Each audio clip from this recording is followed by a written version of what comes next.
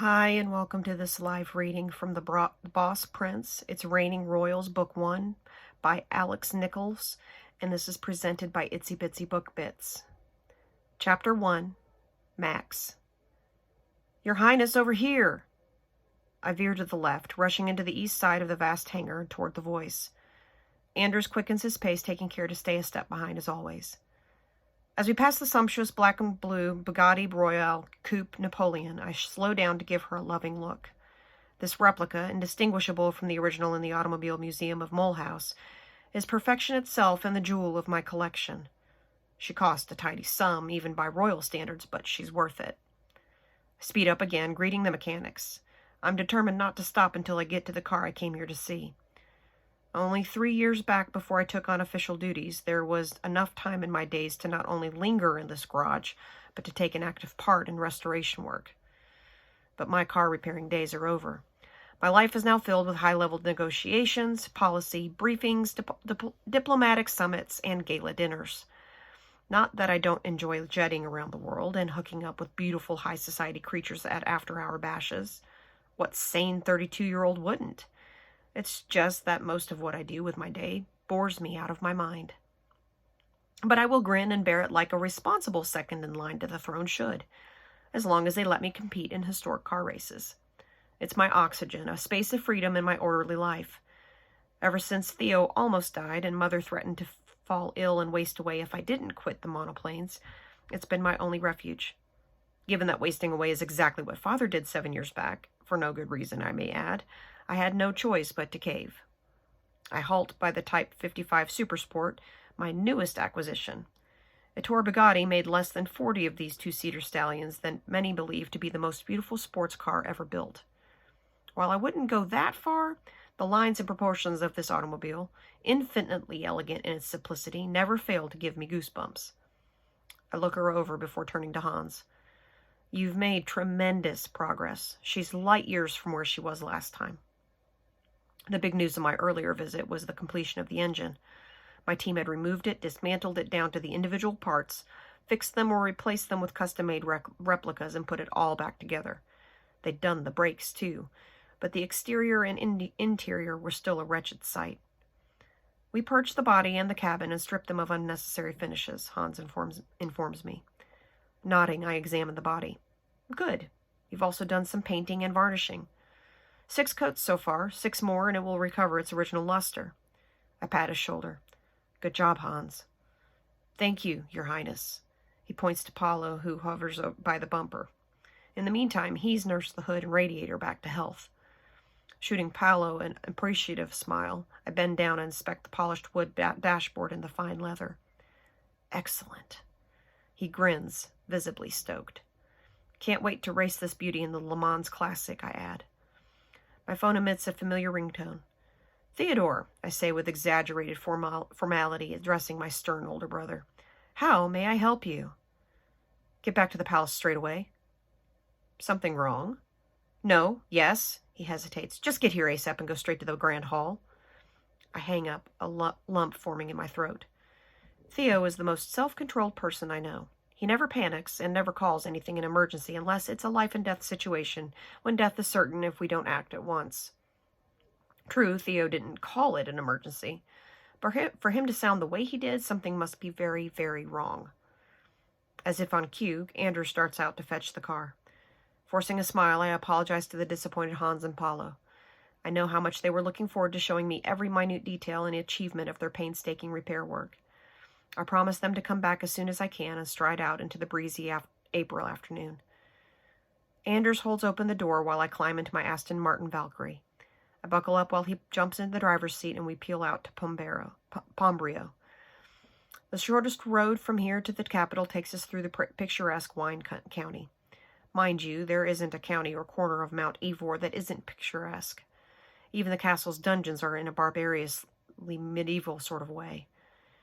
I wanted to read the latest trade briefing while we drive, which is why I'm not at the wheel, but I can't focus. So I look out the window instead. Wine County is the principality's flattest area, with its tall, historic mansions and sprawling modern villas nestled amid vineyards, private parks, golf courses, and tennis courts. Seeing how small it is and how good the roads are, we hit the mountains a mere quarter of an hour later.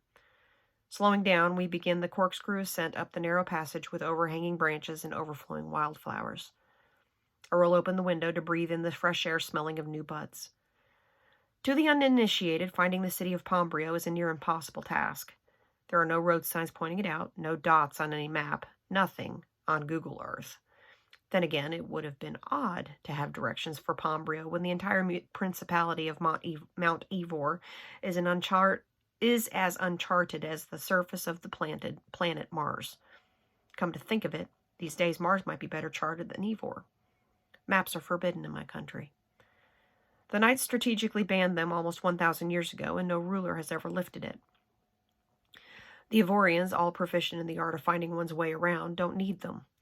Foreign dignitaries have no use for them since we don't allow them to go anywhere on their own. We're a bit like North Korea that way. Paranoid. As for tourists, it's simple. There are none. Another turn, and Chateau de Negy peeks out from behind gray rocks. The romantic name is a misnomer because my home is a legitimate medieval fortress. On a spooky to cute scale of Castle Black to Disneyland, Chateau de Negy is closer to the austere Bremer in Scotland or the atmospheric alpine Hohenwürfen than to the lavish French Versailles. The castle sits on a rocky promontory between a crystalline mountain lake on one side and a walled city on the other. In the soft April sunlight, it stands as stark and imposing as it did 800 years ago when it was built. 10 minutes later, Anders parks the car, and I sprint up the main staircase, past uniformed guards and livered servants, through the hallway, and up to the first floor. As I run, familiar smells envelop me. Old wood, organic furniture polish, and daily floor wax, mixed with the scent of fresh flowers atop tabletops and consoles. Just before I turn right toward the grand hall, I notice a presence watching me from the top of the staircase leading to the second floor. I know who it is without looking, whether it's her favorite perfume or something else, more genetic or metaphysical. There is no doubt in my mind that it's my mother. Slowly, I turn around and glance up. Tall and slim with thick brown hair and bright blue eyes, Mother is a sight to behold. Her beauty is a legend in Mount Ivor. I guess my siblings and I should consider ourselves lucky to take after her, rather than our portly, round-faced father, whom half the principality called Benny behind his back. Not so much a diminutive of his full name Benjamin, but in reference to Benny Hill. That being said, half the principality now calls Theo the Beast behind his back. I'm not sure if it's because a fire disfigured his face shortly after Father died, or because of his unfriendly nature. Today, Mother is wearing a ceremonial tiara and a long gown of royal blue, with a train decorated with gold embroidery. Personally, I prefer her in jeans and sweaters. Barring those, her two-piece suits are fine too. Regular clothes, regardless of how well cut and expensive, make her appear less formidable, less regal, more mom-like. But clearly that's not the look she's going for this time. I was told to head straight to the Grand Hall, I say. She shifts. I wanted to have a word before we join the others. As she descends the stairs, I realize that my siblings, cousins, and I have been waiting and preparing for this day since we were children. But I doubt any of us are ready emotionally. Why the kid gloves? I ask her. Is it because you think I'm less inclined than Theo to keep a stiff upper lip? Don't be silly, of course not. Did you personally accompany him to the Grand Hall? No, I did not, she says, climbing down the last few steps. Did Grandmother do that? Uncle Richard? Aunt Marie-Louise? No. I give her a told-you look. Max, my darling, it isn't because I think he's tougher than you. Then why? I raise an eyebrow. What is this about? Let me show you something first. She opens her reticule, whips out her smartphone, and pulls up what looks like a still frame from some CCTV footage. To my quizzical look, she says, "Watch," and taps play. A young woman stalks out of an ugly concrete building, banging the door behind her. About 20 meters down the street, she halts, spins around, and barrels back toward the building. Bang! "You jerk! You miserable nincompoop!" She kicks the graffitied wall. Way too hard by the looks of it. With a grimace of pain distorting her reddened face, she grabs the foot that had connected with the wall and spends the next few seconds stroking it through the flimsy sneaker while jumping on her other foot. "You think you hurt me?" she yells at the closed door, still wincing. "You think you broke my heart? I despise you!" Whoever's inside doesn't respond in any audible or visible manner. "I believed in you," the woman shouts, letting go of her foot. "I thought you were a good person, a decent man. I thought you could handle criticism. But you're just another douchebag."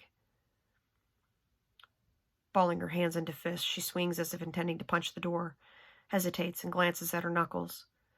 It's a low-res video, but good enough to determine that it's a security door. Steel, most likely. In her place, I'd be having second thoughts about punching it, too. Grr! Shaking with frustration, she kicks the door instead. Perhaps because she's braced herself for the impact, she seems to better control the resulting pain, which emboldens her to kick again and again until she does it at an angle too awkward to keep her balance. She lands on her bum. Cursing, she gets up and gives the door a few more angry kicks. The douchebag inside makes no perceptible move. Despite the wild inappropriateness and the involuntarily comical effect of her public display, I find myself sympathizing with this crazy chick, which is weird because, having broken up with my fair share of ladies, I should relate more to the man she's besieging than to her. Yet instead of cringing, I'm smiling at her spunk. Also, I'm ogling her slender, perfectly proportioned figure that cancels out her ridiculous actions and dull outfit. Those lovely firm tits give her worn, badly cut tee a shot at glory. As for that round, high-perched ass, it lifts her trashy jeans all the way to the can red carpet. It's hard to make out the individual features of her face, but the overall form of her face, framed by wavy, glossy hair, looks exceedingly pleasing. The video ends. I look up at Mother. "This isn't Mount Ivor." "It's France," she confirms. "Lyon, to be exact." "Who is she?" I ask.